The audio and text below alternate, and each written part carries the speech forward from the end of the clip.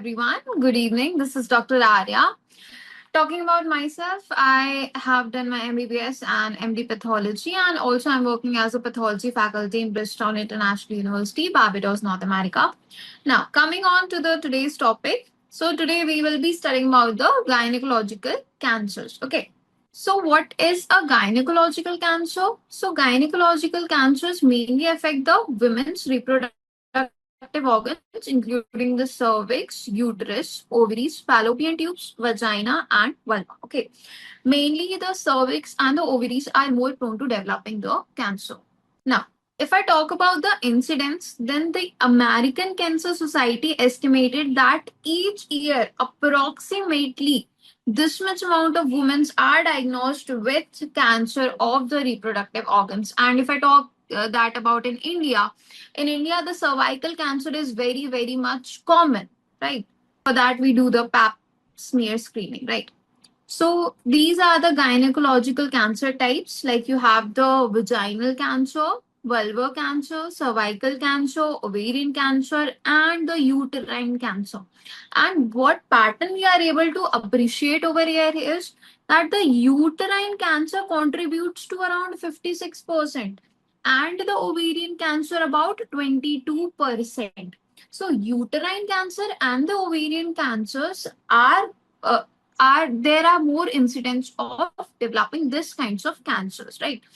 Now, if I talk about the types, I have already discussed that we have the ovarian cancer, uterine cancer, also called as the endometrial cancer, the cervical cancer, vulvar cancer, and the vaginal cancers, right?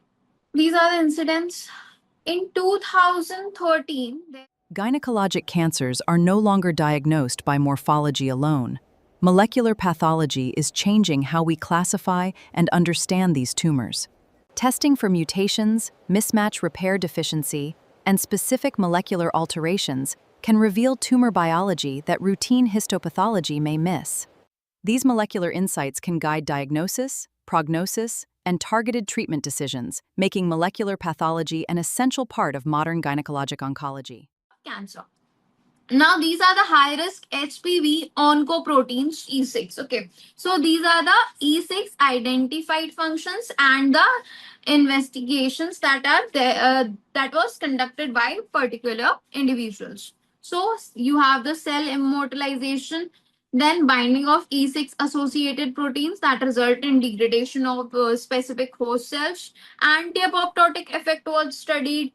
Then you have the activation of telomerase that was studied and the degradation of BAF protein. Now, E6 is pleiotropic. Why they are saying that? Because it stimulates expressions of transcription factors such as the transcription factor HIF1 alpha.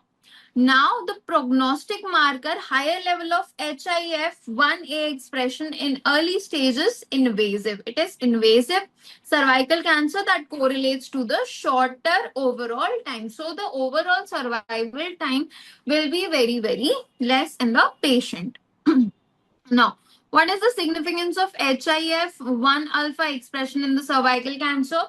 So, in cells with a normal functioning P53, HIF alpha is expressed in instance of hypoxia. What is hypoxia, guys? I have already told you in the previous class as well that hypoxia means when there is a loss of blood supply to the particular tissue, as a result of which what will happen? There will be necrosis. Okay. Next thing, HIF1 alpha binds and stabilizes the P53 to induce the apoptosis of the hypoxic cells. So, the hypoxic cells that were there now. High-risk HPV is not just an infection. Persistent viral infection can trigger molecular changes that drive cervical carcinogenesis. The viral oncoproteins E6 and E7 disrupt critical tumor-suppressor pathways, particularly P53 and RB, allowing abnormal cells to survive and proliferate. This molecular pathway helps explain progression from persistent HPV infection to high-grade lesions and, ultimately, invasive cervical cancer.